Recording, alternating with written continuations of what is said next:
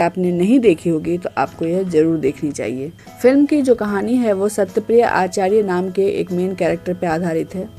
ये सत्यप्रिया आचार्य 1946-47 के आसपास आज़ाद और ईमानदार भारत का सपना लिए सिविल इंजीनियरिंग की परीक्षा पास करता है।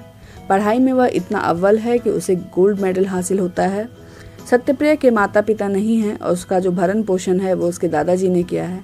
उसके दादाजी एक आदर्शवादी विचारधारा के व्यक्ति हैं और वह सत्यप्रिया को भी इसी विचारधारा के साथ बड़ा करते हैं। सत्यप्रिया आचार्य का एक बहुत ही करीबी कॉलेज फ्रेंड रहता है जिसका नाम नरेंद्र शर्मा है। सत्यप्रिया की पहली नौकरी एक बड़े जमींदार के यहाँ लगती है और उसकी मुलाकात वहाँ पर रंजना नाम की एक लड़की से होती है। रंजना जो है वह एक नीची जाति की वैश्या की बेटी है।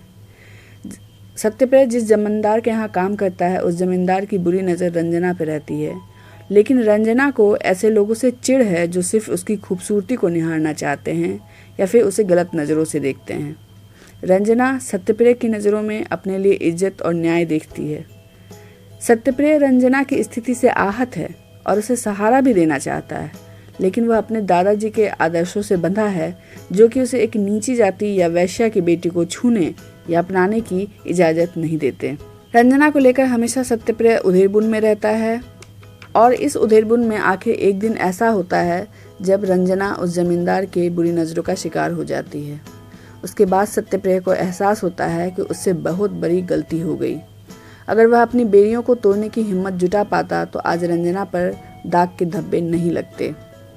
वह रंजना को इस स्थिति में छोड़कर नहीं जा पाता है और आखिरकार उससे शादी कर लेता है। रंजना उस जमींदार के बच्चे से गर्भवती हो जाती है। सत्यप्रिया बहुत कोशिशें करता है। वह रंजना को तो अपना लेता है, उसके बच्चे को भी अपना लेता है, लेकिन यह बात उसे कहीं ना कहीं हमेशा खटकती रहती है।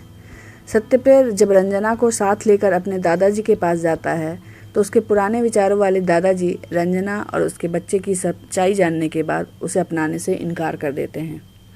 सत्यप्रिया पत्नी और बच्चे को लेकर नई नौकरी की तलाश करने लगता है, लेकिन वह कहीं भी ज़्यादा दिन टिक नहीं पाता। उसकी सच्चाई और ईमानदारी हर जगह उसके लिए नई मुश्किलें और बाधाएं खड़ी करते रहते हैं। एक गोल्ड मेडलिस्ट होने के बावजूद उसकी स्थिति बहुत ही बदतर रहती है। वह नौकरियां बदलता रहता है और साथ ही साथ समाज और देश के लिए उसके दिल में गुस्सा भरने लगता है। उसे लगता है कि 200 साल अंग्रेज़ों की गुलामी करके यह देश बेईमान, अनैतिक और पंगु हो गया है। उसका जी चाहता है कि कोड़े से पीटकर वह ऐसे लोगों को सजा दे जो अपने लालच से स्थिति और समाज को और भी बदतर बना रहे हैं। सत्यप्रिया का दोस्त नरेंद्र उसे बहुत समझाने की कोशिश करता है कि सरवाइव करने के लिए थोड़ा बहुत कॉम्प्रोमाइज़ करना पड़ता है, लेकिन वह उससे भी उलझ जाता है। सत्यप्रिया की ईमानदारी के कारण उसका परिवार भुखमरी और गरीबी की दहलीज पे आकर खड़ा हो जाता है। सत्यप्रिया जो है वो सच्चाई की आग में झुलसने को तैयार है, लेकिन झूठ से समझौता करने को तैयार नहीं है। एक दिन नरेंद्र को पता चलता है कि सत्यप्रिया को कैंसर हो गया है।